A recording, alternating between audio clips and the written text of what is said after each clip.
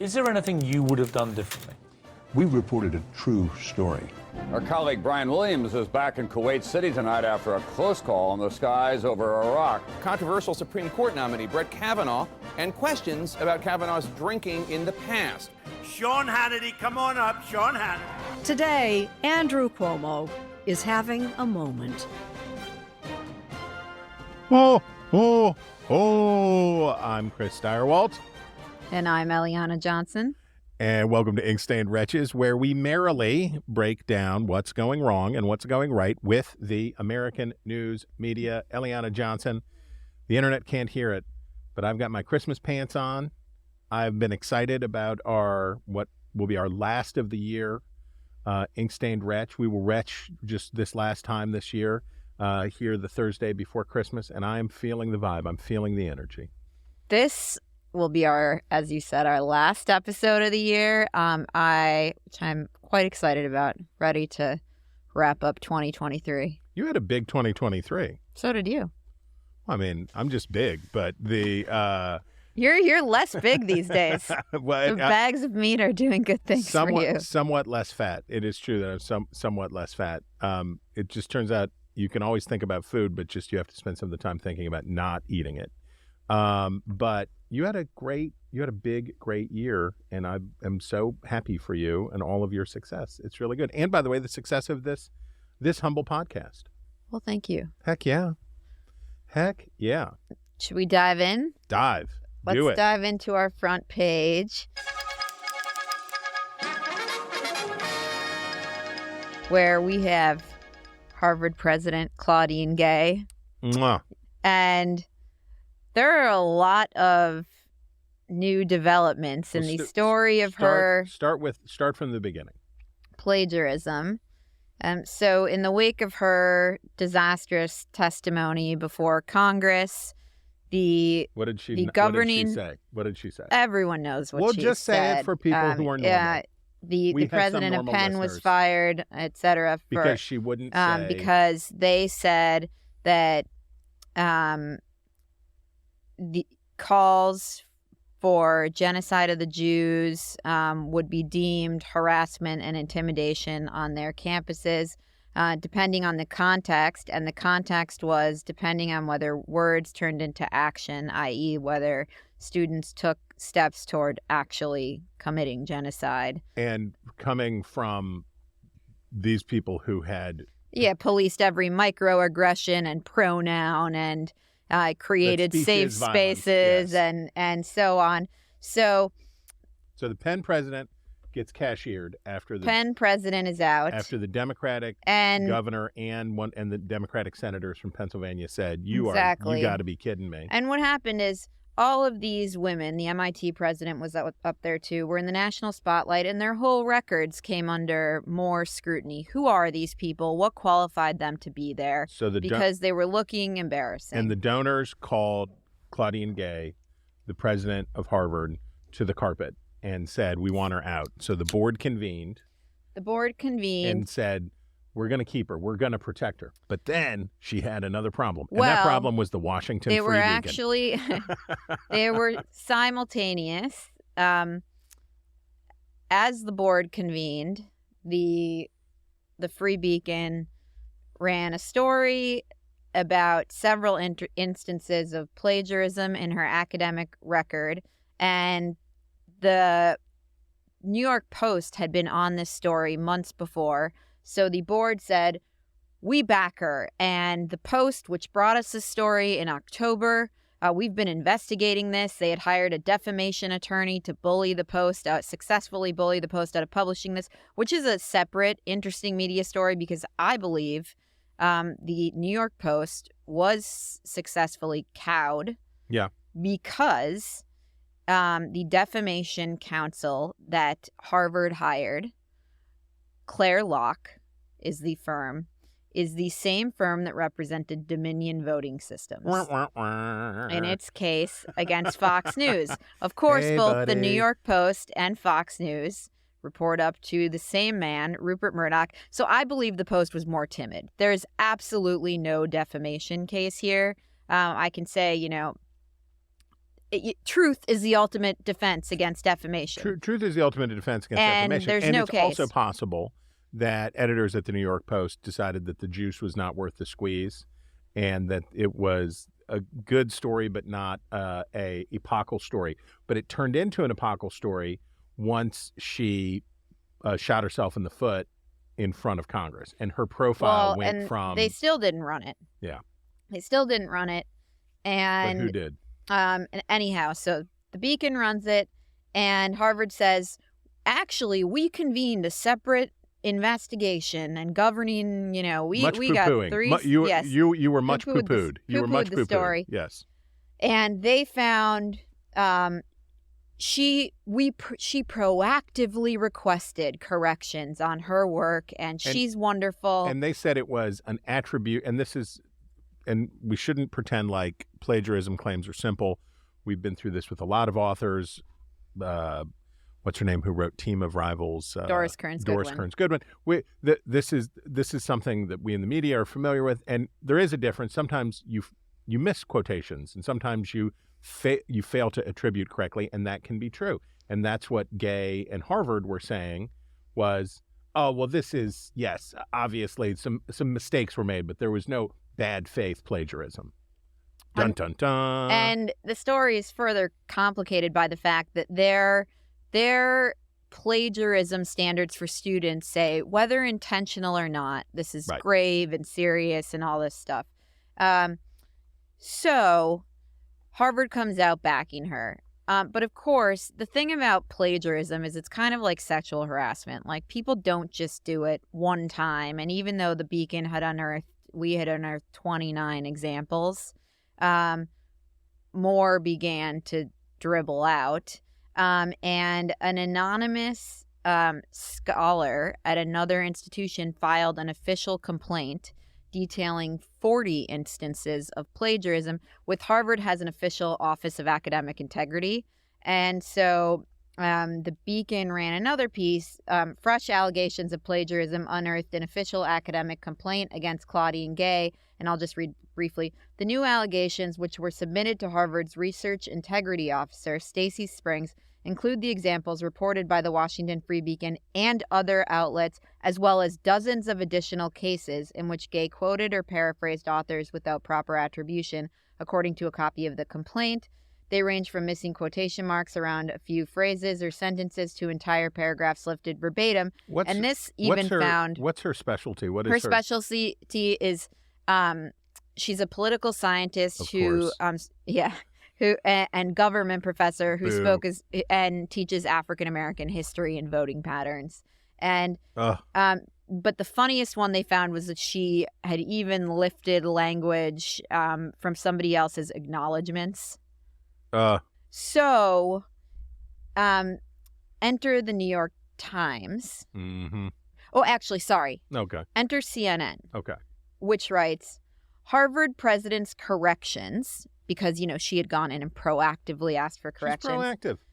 Do not address her clearest instances of plagiarism, including as a student in the 1990s. So CNN is entering to say, Harvard, your problem's not solved. Yeah, they're lightly saying, well, maybe a little more might be in order here. And CNN reports, in response to accusations of plagiarism, the embattled Harvard president recently submitted corrections to 2 papers she wrote as a professional academic in 2001 and 2017, but a CNN examination of Gay's published works documented that Gay committed other, clearer examples of plagiarism while she was studying for her PhD at Harvard in the 1990s. Those include an instance in her dissertation where she copied lines verbatim from another source. CNN did this? Without citation. Was this Kaczynski? Someone who works with him. Good for you, In addressing CNN. the allegations of plagiarism, neither Harvard nor Gay have corrected or acknowledged these earlier instances from when she was a student. These instances were first reported by the Washington Free Beacon. And I don't say good for you, CNN, because I have a particular animus against this. There are many bad university presidents, I'm sure, in these United States of America. But good for CNN. My point always in these things is I love it when I see people in news organizations willing to upset their audience a little bit, or say things that make their audience uncomfortable. So good for you. And to me, there's a lot of focus on Claudine Gay and the Harvard president, but to me, this is really a story about the Harvard Corporation, which is the governing body of Harvard University that claims it undertook this proactive investigation and cleared her. And there are about a dozen members of that corporation, including the former president of Princeton University, the former president of Amherst College, some of the Penny Pritzker, who was the Commerce Secretary of the Obama administration. So all these people are in on what is essentially a dishonest cover-up of what's happening to clear her. And to go down for academic errors in a made-up discipline seems particularly bad. It seems. I know, Nate. I know I know. But just a message to all of the poli-sci undergrads out there listening: just switch to history. Just do it. Just suck it up. Switch to history. It's better. So the coup de grace in all this was the New York Times entering the fray. With the headline. The headline is laughable, but the story is actually quite good. Harvard finds more instances of duplicative language in Claudine Gay's work. So has she been fired yet? She has not been fired, but... as of this recording. But New York Times, Harvard didn't find them. Harvard did not find anything. So what do you do? I want to get back to the media story, but what happens to her? So as of this recording, she has not been fired. Nothing. So they're just what will sweeping it happen? under the rug. What's your bet? Oh, they're not sweeping this under the rug. I think that they will hope that the holiday break provides a break to the drip, drip, drip of these stories. However, what we also learned yesterday, and I want to read a quote from a Harvard law professor that I think says a lot about what's happening here, that he gave to the New York Times. We learned yesterday that the House Education Committee, which is where this whole thing started with the testimony of these university professors, has expanded its probe into the allegations of plagiarism against Gay. And that means it is quite possible that members of the Harvard Corporation and Gay will be called back onto the Hill. And what I have a hunch they will probe is, who are the students Harvard has expelled and over what? And they will highlight for the country this double standard. And I think that has a problem to be really problematic and humiliating for these titans of business, these former Ivy League university presidents who sit on this corporation. This has gone beyond Gay, and it is about the leadership of the university and these other people. And the Congress has oversight over Harvard because of the federal monies that Harvard receives. The billions of dollars that Harvard receives. And I think it will be very difficult for them to tell Congress to pound sand when this has become a matter of public interest. I think she's got to. I think whatever they do, I don't think she can persist as the president of Harvard. I don't think that's possible. So but the dynamic that I think is happening now, because the clip that went viral was the Republican Congresswoman Elise Stefanik battling with Claudine Gay. Right. The Harvard law professor, Charles Freed, who was actually Solicitor General in the Reagan administration, he says of the plagiarism allegations to the New York Times, it's part of this extreme right-wing attack on elite institutions, said Charles Freed, a professor at Harvard Law School. The obvious point is to make it look as if there is this woke double standard at elite institutions. If it came from some other quarter, I might be granting it some credence, he said of the accusations, but not from these people. From you people. Yes.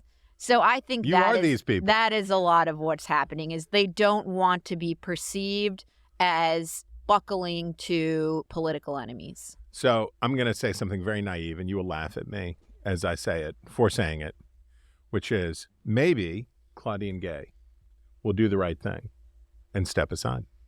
Maybe she will say, I'm going to go, I don't know what you do with a dubious doctorate in poli-sci, but go someplace else and teach. Maybe, you know what she could do? She's famous now. She could go write a book about her journey and how she was victimized by you. She could name check you. You could do the Washington read and find yourself in the back of the book that she writes talking about all of this stuff. but maybe she'll do the right thing and go do another job because she shouldn't. Here's the thing that I know. Larry Summers. Remember Larry Summers? He was the Treasury Secretary. Was he? He was Obama. Obama's. He was Obama's Treasury Secretary, but he was the head of Bill Clinton's Council of Economic Advisors. He's an economist, and he was president of Harvard. And Larry Summers got canned or stepped aside because he said a true thing. Do you remember the true thing that he said? Oh, I remember. What was it? He said, in so many words, that young men Yes. may be More interested. in STEM subjects Yep. than young women. Yep. Period. He was talking about how come there's so many, why the gender imbalance in the hard sciences. And Larry Summers said a true thing, which is dudes maybe like it more than ladies. Maybe that's what happens. And he was, and I believe he quit of his own accord. I don't. Oh, he was shoved out. Well, he was shoved, but he went, right, under pressure. Maybe Gay will do the same thing. Maybe. I don't think so. You think she stays to the bitter end? I think it's gone beyond. Like, if she was going to step aside, she would say, for the good of the university, this is a distraction. That ship has sailed, Chris. That ship has sailed. You're going to end up in the Yale Hall of Fame for this. If you end up crippling Harvard's executive core, you're going to end up Yale. Yale will give you a golden bulldog. I don't think so. You'll be made an. I don't think so. You'll be made an honorary whiff and poop. All right, what do we have next? The sex tape. Well, so I like these two together because it's the same thing. It's the same thing. Which is, who makes the accusation? Who says it is so? So in the case of Harvard's president, the story was, the Washington Free Beacon, no way, this is a right-wing attack. This can't be true. Circle the wagons and then find yourself utterly entrenched. Let me gather around. It wasn't even the Beacon. The Daily Caller broke this story. So this is a less reputable but also right-of-center publication. So gather around, children, and let me tell you the tale of Aiden Mace Saporsky. I've got to get it right. Yes, Mace Saporsky, who apparently, and I apologize for any errors here, but as best as I understand it, there was a chat group, a text group for gay Hill staffers. Yeah. People. Or gay men in politics. Something like that. And this individual was having Congress, if you will, with another individual, basically at Amy Klobuchar's spot on the desk. Was this Cannon? In a hearing room. Yeah. Well, I guess it was Hart. I don't know, but it was Hart. Okay. So, Hart with love. Yes. Okay. And apparently this clip was shared on the text group.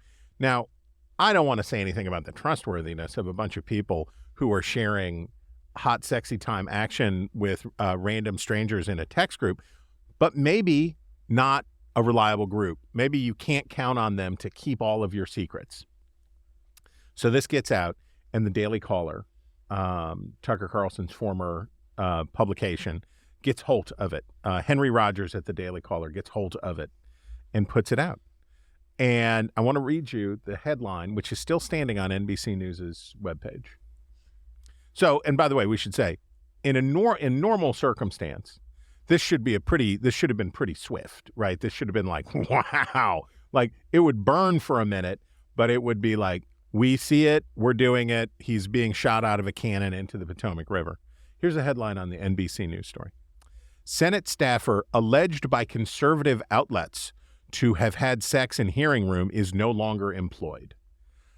Now, I've backed into some headlines in my life, but that is backing into a headline right there.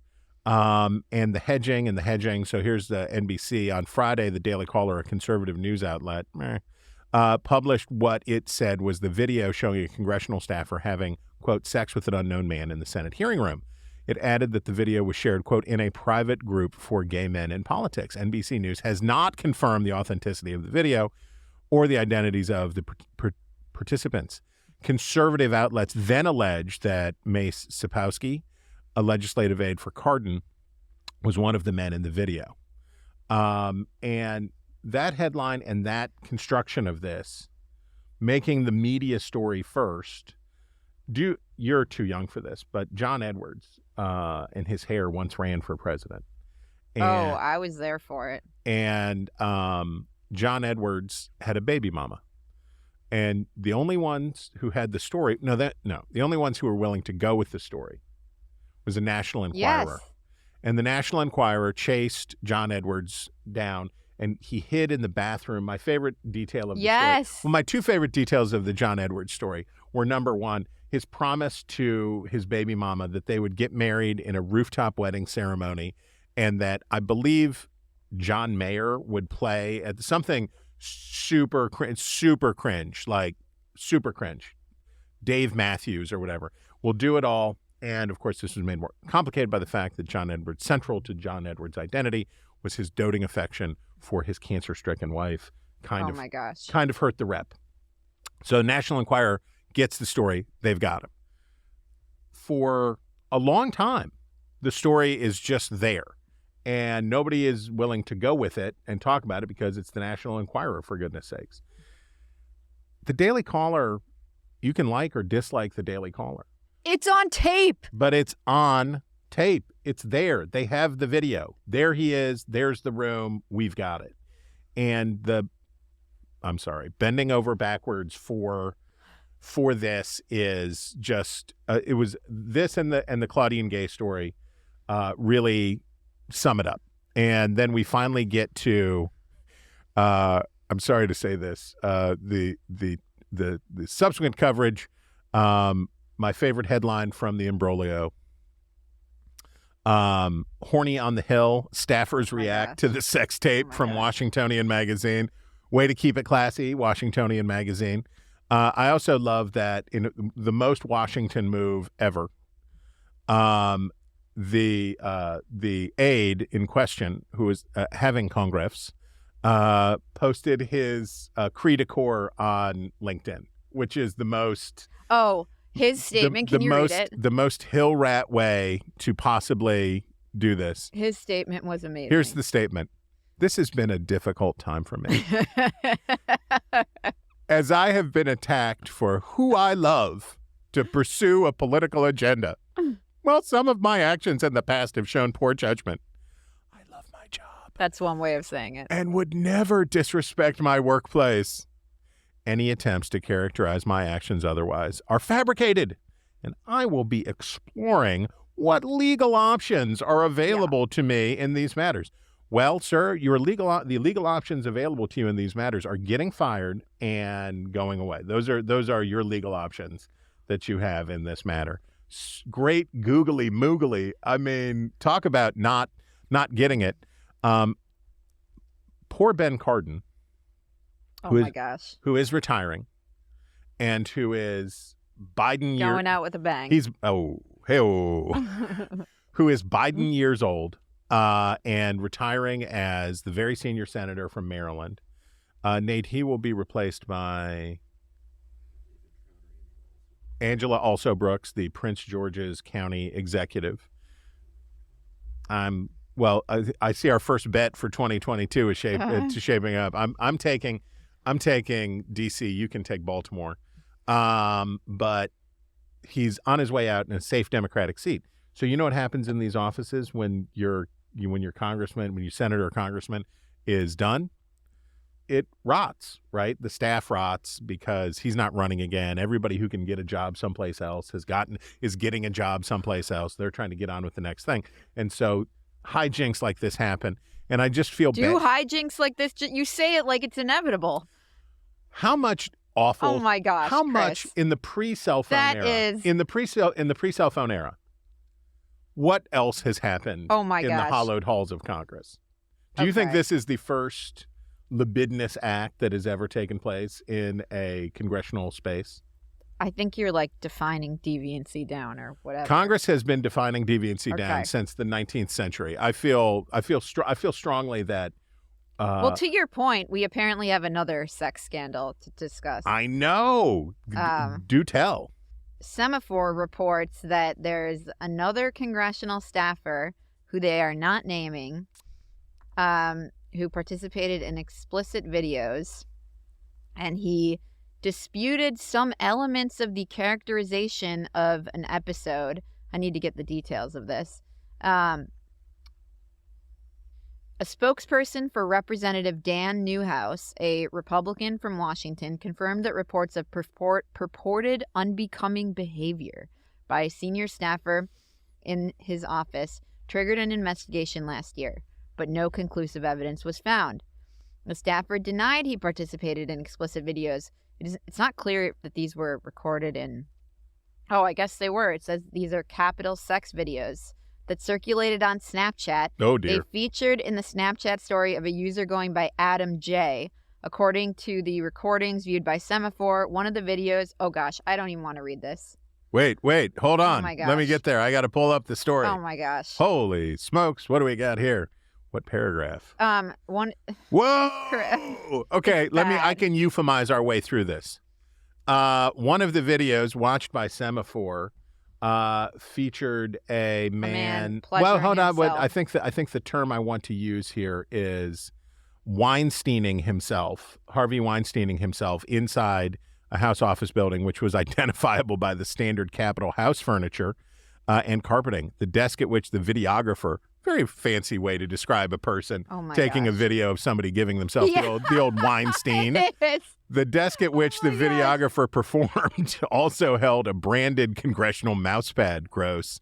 A screenshot of a second video obtained by Semaphore shows two men engaged in a sex act in an office setting.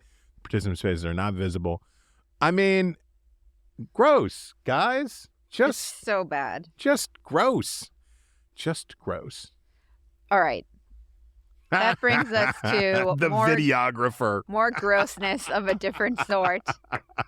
The videographer. But we are going to have nice things to say about the Washington Post, Yeah, good job, Washington Post.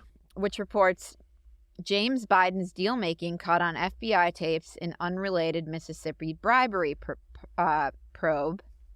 And the Post reports Richard Dickey Scruggs, a famed Mississippi trial attorney, was tantalizingly close to a historic deal to force tobacco companies to pay billions of dollars, but there was one last hurdle a divided Congress had to sign off, and Scruggs had identified one of the most skeptical senators, Joe Biden, as a key to winning the vote. Scruggs turned to Biden's younger brother, James, an old acquaintance who ran a D.C. consulting firm with his wife, Sarah. He paid the firm $100,000 in 1998 for advice on passing the bill. Scruggs said in an interview at his office here, the first time he has disclosed the amount. I probably wouldn't have hired him if he wasn't the senator's brother. Oh, duh, Scruggs said. Biden eventually backed the bill, which ultimately failed to pass Congress. Scruggs' deal with James Biden highlights how President Biden's brother has for decades benefited financially from his proximity to his powerful sibling. I wish someone would pay me $100,000 for being a sister. You'd be A worth it. relationship that is newly relevant today as congressional Republicans investigate whether President Biden assisted his family members' business deals. During Joe Biden's 36 years in the Senate, 8 years as vice president, and now 3 years as president, James Biden's private business work as a consultant for hire and behind-the-scenes political fixer has often intersected with his brother's public responsibilities. I can't even get my sister to send me lemon squares for Christmas. I don't think anybody would pay me $100,000 to get access to her. The Joe Biden's hackishness. Now, it's not Bob Menendez level, put the gold bars, but it's the standard dirtbag. Oh, and everybody has one. There was a congressman from West Virginia, of course, is replete. Its history is replete with this kind of dirtbaggery. But there was the congressman from the 3rd District who had a sister who had a consulting firm. Well, if you wanted to get something done, you maybe want to hire his sister. Or there was the congressman from the 1st District who had a family foundation, a charitable family foundation. And if you had business in front of his committee, it might be very helpful if you made a generous donation to that family foundation. This is the kind of gross stuff that Joe Biden, noted hack of the Senate, was engaged in, and it's obvious. But good for the Washington Post, for, at a time very inconvenient for Joe Biden, back to Profiles in Courage Awards, for doing a story on James Biden at a very inconvenient time. And the part of it I find most fascinating is Dickie Scruggs. Totally. Because Dickie Scruggs, and Didn't he go to jail? I'm going to be careful as I talk about Dickie Scruggs, a litigious person, if ever there was one. Yeah, he was sentenced to 5 years in prison. So back in the glory days of mass tort litigation. For bribing a judge. I remember that. So Dickie Scruggs and Ness Motley, the Mississippi big boys with their private jets flying around the country, racking up these multi-billion-dollar lawsuits and doing all that stuff. Of course, we're huge friends of the Democratic Party and huge friends of labor. And so the trial lawyers and the labor unions and Democratic Party, and speaking of John Edwards, was all one swell gang of guys. And the fact that not only was Dickie Scruggs willing, but that the Post was like, I wonder what Dickie Scruggs has to say about all this. That's just good reporting and an interesting story. Well done, Washington Post. What do we have next? Well, it never ends. The self-licking ice cream cone of Donald Trump coverage. Headline, New York Times, Trump, attacked for echoing Hitler, says he never read Mein Kampf. I think it's possible that Donald Trump has never read a book. So I am willing to believe that he did not, in fact, read all of Mein Kampf, which is a boring and tedious book. And of course, this is countered by the Times' own Maggie Haberman, who in her book recounts a story previously reported in which Trump's first wife said that he kept a copy of Mein Kampf on his bedside table and admired the oratorical powers of Hitler, which is a story which may or may not be true. With Trump, the lying, I don't know that Trump knows what's true, especially about stuff that he's been lying about for decades. But anyway, is Trump Hitler? So we get to do it again this week, right? One more week of, last time it was, what was the previous, fascist or authoritarian on day one. So 2 weeks ago, we got to do a week of Trump says he'll be an authoritarian, a dictator, but only on day one. Sean, you hear me? Only on day one. And now we have destroying the blood of our country, which is, of course, a very terrible thing to say. It's very terrible. And by the way, Donald Trump, his mother was an immigrant. His grandfather was an immigrant. His grandmother was an immigrant. He is a first-generation American. We are a nation of immigrants. And talking about destroying the blood of destroying the blood of our country, there is no blood. There is no American blood. We are a creedal nation. We are united in principle under those aspirations laid out in the Declaration of Independence. There's no American blood. This is, of course, an awful thing to say. Full stop. But then what we get to do is ricochet this thing back and forth in the press so that now we're down to whether or not Donald Trump read Mein Kampf. Now, let's be clear. You can read Mein Kampf and not like Adolf Hitler. I read Mein Kampf. A lot of people are assigned to read, or maybe I don't know how it is anymore, but long ago, people in high school and college might have been assigned to read Mein Kampf or parts of it to understand Hitler's state of mind in German politics after the beer hall putsch. Actually, sorry to interrupt you, No. I really hate about the moment we're in. Yeah. Where there's huge value in reading things like Mein Kampf and Das Kapital and Nietzsche and things that are influential. If you're listening, if any of my children are listening, skip the Nietzsche. Skip. Influential, challenging, that we may not agree with, but that were enormously influential in the world. Mao's writings, Mao's speeches, Hitler's speeches. Yep. And it's turned into like some black mark against you if you grapple with these ideas, which everyone should do. And Trump, interestingly, and this is the unhealthy vacuum of Trump and New York Times. So Trump, in his speech, when he is trolling the media harder, and I would commend to everybody Jonah Goldberg's recent piece on taking Trump's authoritarianism seriously. Cosign, accurate, and a good piece, good to think about. But so Trump knows, and we talked about this vis-a-vis the dictator on day one. He says it. The media freaks out. The anti-Trump Republicans, who otherwise know better, that we don't say it's wrong to support someone who says that that immigrants destroy our blood. They defend him against what they perceive as the overzealous coverage, and he gets to, all the while the mainstream Republican Party is defending him, gets to, and I will use the overused phrase, dog whistle the real bigots, right? He gets to say to them like, I'm over here talking about the purity of our blood. Anyway, the weird loop with Trump in the New York Times. Maggie Haberman puts the Mein Kampf thing in her book. Who cares? Trump cares because it's in the New York Times. And so he's giving a speech where he's trolling again, and he throws in this line, which seems like it's out of nowhere, right? It seems like it's just, why would you just throw in that you've never read Mein Kampf? He's throwing in that he never read Mein Kampf because he's answering Maggie Haberman in the New York Times by putting it in there. So what does the New York Times do? Here we're coming back on it. Did or did not. It doesn't matter whether Donald Trump read Mein Kampf, because Donald Trump, again, may have never read a book. And who cares? That's not the point. And it's a defeating, empty cycle that doesn't address the fundamental structural problems and instead deals in cyclical outrage. Boo. Harumph. Should we talk about the Washington Post? Fight the power. Do it. The Washington Post newsroom has been locked in. Sorry, I shouldn't laugh at you people. I'm sorry.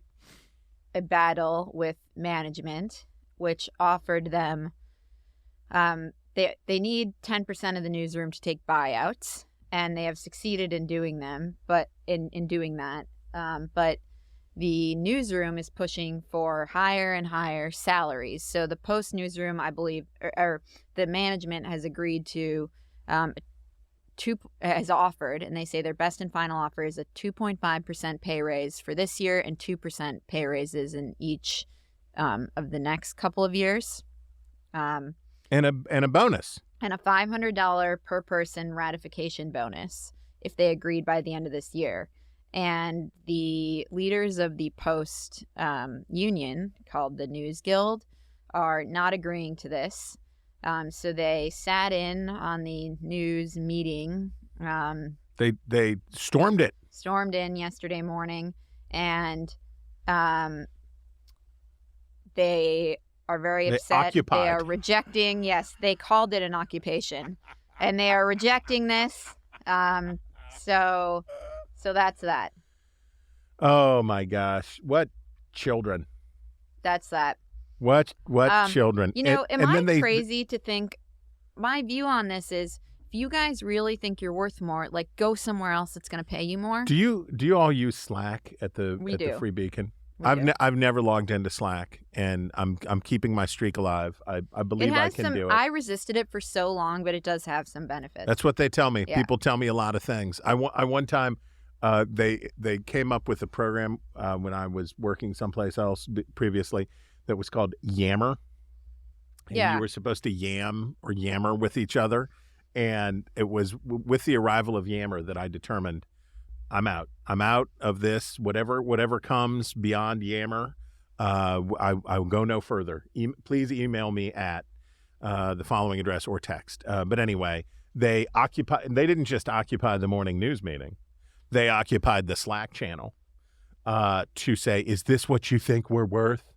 About $500. And I guess I would say, well, if you're occupying the morning meeting so that we can't get the paper out, and you're spamming the Slack channel with this business, I don't even think you're worth that. I don't even think you're worth the $500. So beat it. Jeez Louise. I mean, I may have some old-fashioned, outdated view, but my view is that if that is what you're worth, seek another job that will remunerate you last week we talked about appropriately. Matt Iglesias' really good piece on the business of journalism and how you have to take business models seriously. I listened, my colleague Blake Berman, who hosts The Hill on News Nation, check it out on your local cable provider, 5 p.m. Eastern, weeknights. So because of Blake, I've been subjected to some of Jeff Bezos in a 2-hour podcast talking about having 1 trillion people live in space and that they'll come to Earth like a national park. And the HGH, I assume, has affected his neurotransmitter. I don't know. I don't know how to fully explain what's going on with Jeff Bezos, but talk about a midlife crisis. Anyway, the business model at the Washington Post is currently for Jeff Bezos to lose money on the Washington Post.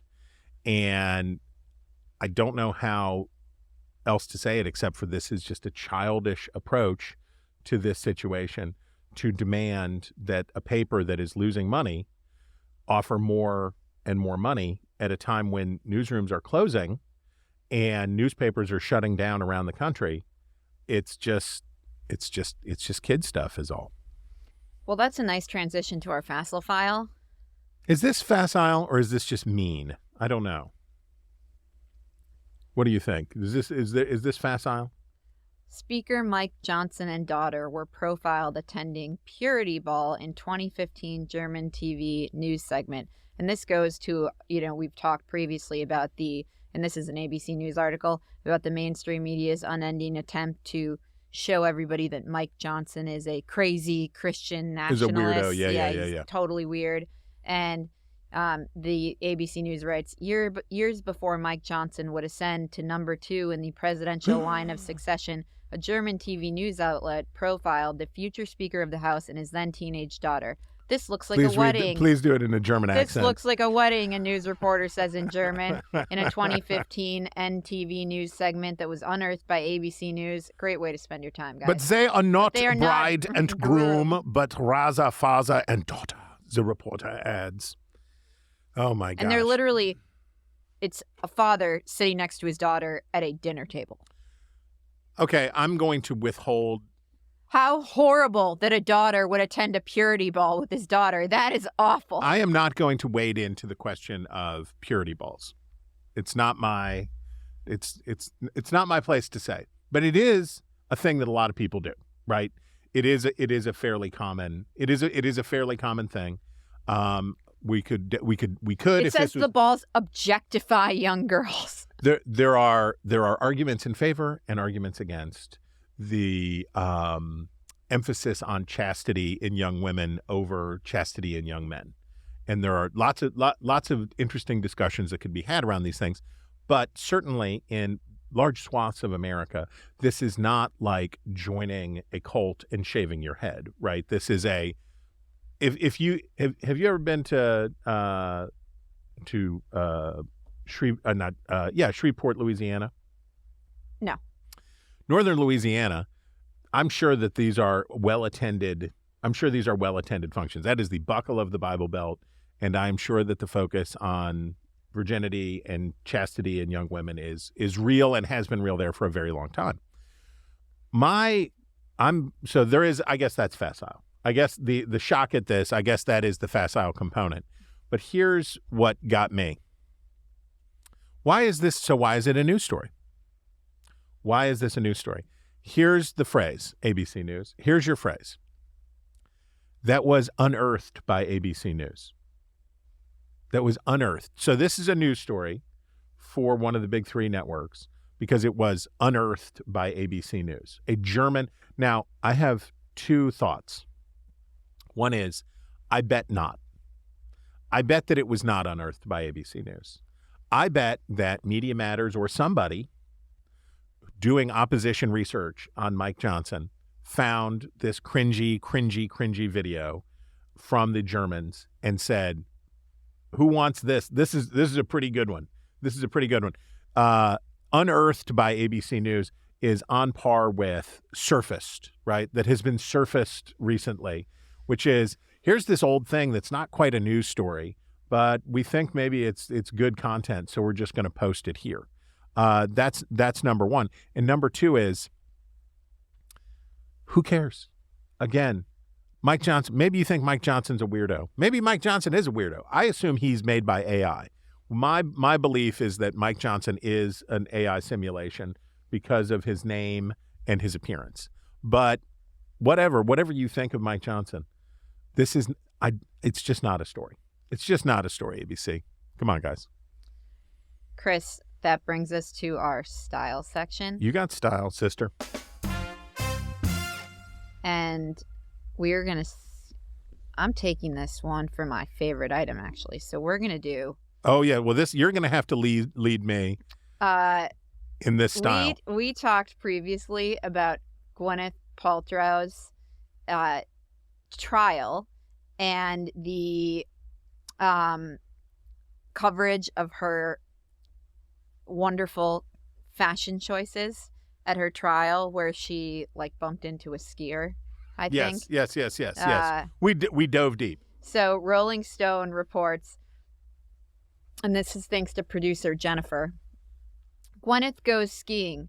Gwyneth Paltrow's ski trial as a gonzo musical. London theater duo has turned the Oscar-winning actress turned wellness influencer's viral ski trial into a wacky musical play running through February. So you know what? We'll get to see those outfits again. We should, if anybody goes, please let us know. Please, if anybody finds himself in the West End taking in Gwyneth Goes Skiing, I guess there's worse places. Oh, by the way, I took the boys to see the staging of A Christmas Carol at Ford's Theater, and it's lovely and really, really good. And if you're listening to this on Friday and you're looking for something to do around Christmas, it's really, really good. I recommend it highly. Chris, that brings us to our obsessions of the week. Obsession.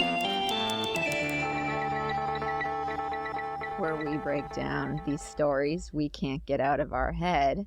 And you have a little side bit of this story, but mine was the prisoner swap, hostage swap that the Biden administration announced yesterday, in which 30 captives in Venezuela were traded for one convicted felon that in the United States. But I thought the coverage here was pretty terrible of this. The New York Times covered this. U.S. releases ally of Venezuelan president in exchange for 10 Americans. So 20 of these were Venezuelans, members of the Venezuelan opposition, who were released back, but 10 of them were Americans. However, we released a really bad guy by the name of Alex Saab. And the Times writes of Saab, and I think who this guy is, because this is a pattern that the Biden administration has engaged in. We released a really bad Russian guy to get Brittany Griner back. Right. So the Times writes of Saab. But for some in Venezuela, the deal was a win for Mr. Maduro because it resulted in the release of Alex Saab, who has been accused by the United States of profiting from starvation of Many Venezuelans say Mr. Saab has become synonymous with the worst abuses of the Maduro government. A Colombia businessman and financial fixer for Mr. Maduro, Mr. Saab was indicted in 2019 in connection with a bribery scheme that siphoned an estimated $350 million from a Venezuelan government housing project, and so on and so forth. Well, that really only scratches the surface of who this guy is. In reality, this guy, Alex Saab, is a member of Hezbollah. And he was, to be more specific, a member of Hezbollah's external security organization known as Islamic Jihad, which you may have heard a little bit about in recent days.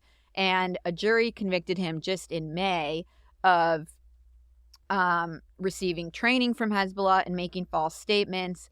And in this Justice Department indictment of him, it notes that Saab was in the U.S. surveilling sites in New York City as possible targets for terrorist attacks, focusing on, quote, the structural weaknesses of locations in order to determine how a future attack could cause the most destruction. In addition to providing photos back to his bosses in Lebanon, Saab sent technical information on the structures of potential targets, including Rockefeller Center, the United Nations, and Times Square. And he attempted to murder a man he thought was an Israeli spy, but didn't succeed because his handgun wouldn't fire.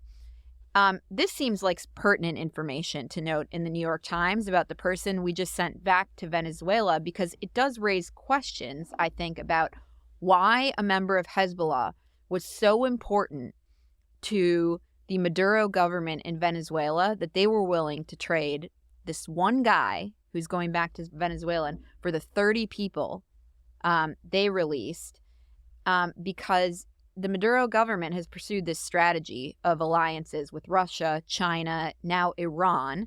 Hezbollah, of course, basically a creation and patron of Iran, or Iran a patron of Hezbollah. And Maduro has made very clear that Venezuela will now be a safe haven for Iranian terrorist operatives. This is like an important geopolitical story that I think is not getting covered in this, and that is why it's my obsession. I just like it because his name's Fat Leonard. So Fat Leonard, the Malaysian businessman, was released as part of this deal. Again, not an American. As part of the deal, Fat Leonard. And my advice to everyone, other than switch to a history major, is also, if they give you a nickname, you're probably in trouble. Especially if it's a name like Fat Leonard. Though I do like the return of criminals with nicknames, right? That is good. It's more lighthearted. It adds a little fun to crime coverage. Give them a little nickname, Dutch, Pinky, whatever. Put a little something out there. Mix it up. R.I.P. Fat Leonard. Now, I will say. So, the Colorado Supreme Court, in a 4-3 decision, ruled that Donald Trump had engaged in insurrection against the Constitution by sending a mob of hooligans to the Capitol to disrupt the certification of the 2020 election. Now, the word insurrection can mean a lot of things. You could generally say that it was an insurrection in the sense that they were trying to interrupt the proper functioning of government. You could also just call it a riot if you wanted to. And these can be subjective terms, except for in a legal sense of what does the 14th Amendment say. This amendment to the Constitution, which was put in, radical Republicans put through during Reconstruction to make sure that Confederates did not, former Confederates, unreconstructed Confederates, did not return to power. And there's an interesting question about the applicability of the 14th Amendment as it relates to Trump. It's already been found that for individuals who participated in the attack on the Capitol at least once, that he was a county commissioner, I think, in New Mexico, was kicked out of office for that.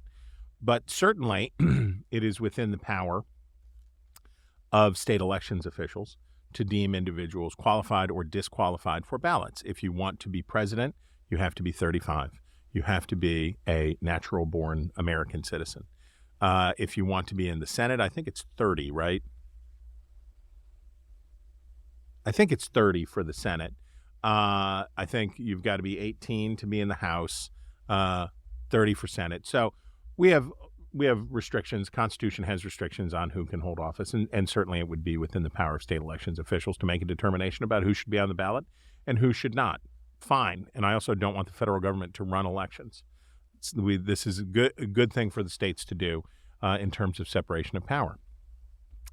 It is another matter. It is very much another matter to say, as some, and I will give some of them credit for being just dopey, and others who are being tendentious, to say that this is easy and straightforward. Trump was an insurgent, 14th Amendment, he was insurrect. and the 14th Amendment therefore bars him from serving as president again. Ergo, Trump cannot be president again, as if they found the cheat code in the Constitution to not have Donald Trump be president. And whatever it is not that simple. Whatever it is will not be that simple. And of course, there is a path out of this that takes us to the bad place. And the bad place is where different states recognize different presidents or different results of the Electoral College, or we have, as we did in 1876. Nate, my fact-checking office is really down on the job today. That was 76, Tilden and Hayes, 76. And as we did in 1860, actual dispute over who had been elected president and who had not. So Congress updated the Electoral Count Act with an eye to clarify the vice president's powers in this matter to try to avoid the exact problems of 2020 and 2021. But we will have problems in 2024. I am here to tell you right now, we are going to have trouble. Trump is wild, and he is unwilling to play by the rules. He has already demonstrated his willingness to try to circumvent. He has acted against the Constitution already. In January of 2021, he already demonstrated his willingness. And in addition to that, we have Democrats now saying, well, what if we found a trapdoor? Remember John Eastman, the Trump lawyer? Yep, of course. That guy. I'm not saying that the pro 14th Amendment people are as either crazy or rotten as John Eastman, but the idea that there's a hack, there's a cheat code in here, and we can just get around this, and Joe Biden won't be president or Donald Trump won't be president, is not how this is supposed to go.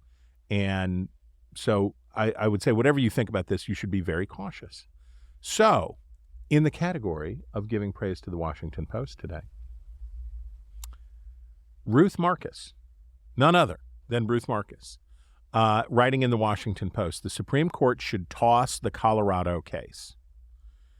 And as Ruth Marcus makes clear her bona fides at the beginning of the column by pointing out how much she hated the Bush v. Gore decision in 2000, lest anyone think that she was a stealth conservative, that she strongly urges the members of the Supreme Court and in general to throw this out on a 9-0 blanket, throw it out. Don't go down the path of courts trying to make these determinations. And here's what she says. One, and this would be my preference, involves the question Seymour raised, whether Section 3 is self-executing. Here, the justices have the benefit of a decision by Chief Justice Salmon P. Chase in 1869, the year after the 14th Amendment was ratified, that Section 3 requires enabling legislation. She goes on to talk about that. A second, more troubling avenue would be for the justices to conclude in opposition to the Colorado Supreme Court that Trump's speech is protected by the First Amendment. And she goes on why she wouldn't like that, but makes clear, here's the conclusion. It was fitting that the Colorado court's ruling arrived on the day of the memorial service for Justice Sandra Day O'Connor, who was reliably reported to have regretted her vote with the Bush v. Gore majority. Probably the Supreme Court added to the problem at the end of the day, O'Connor told the Chicago Tribune in 2013. That is a good test for the current court. Will its eventual ruling, and one seems unavoidable, add to the problem or help resolve it? And while I disagree, I haven't reconsidered Bush v. Gore in a long time. It's been 10 years since I probably thought about that, and those things.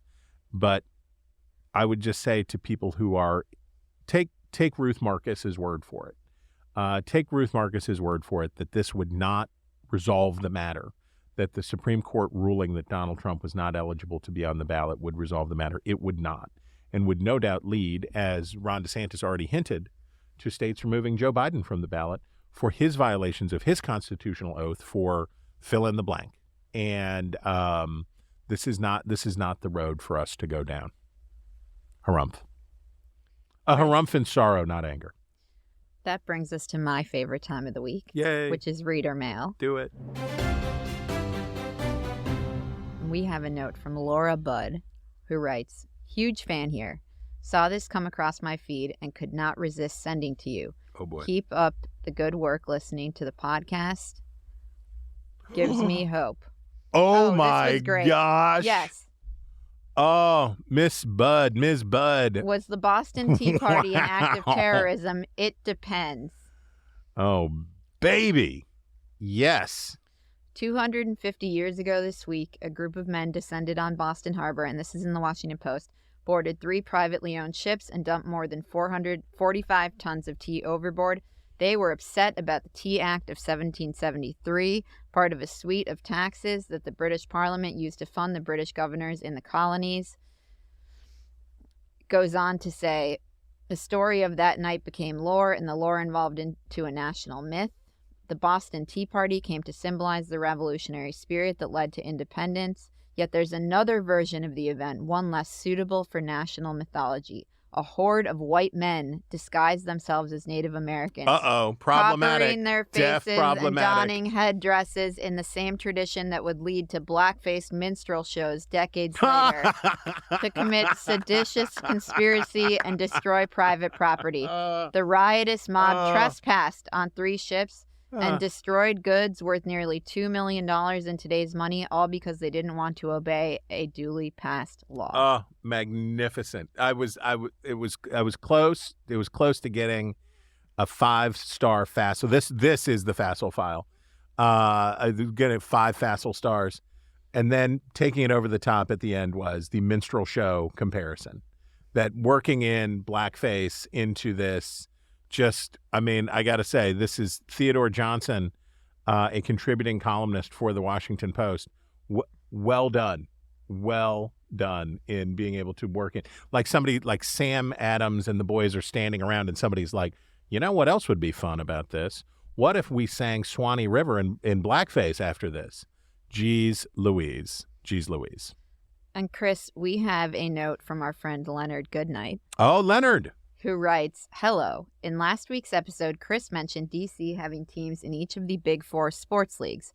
This is true, but these days you should really talk about the Big 5, including Major League Soccer. Oh, Leonard. Washington has an MLS team as well, DC United. Leonard. I get that soccer doesn't have the history and tradition of the other 4. MLS has only existed since 1996. But these days, MLS teams draw bigger crowds on average, circa 22,000, than the NBA, about 18,000, or NHL, around 17,000, though the league still doesn't take in as much as the others. MLS has a relatively tiny salary cap, for instance. At any rate, as Americans, it's our birthright to take the best British things and make them better, as we did with our system of government, tea biscuits, gravy, and Charles C.W. Cook.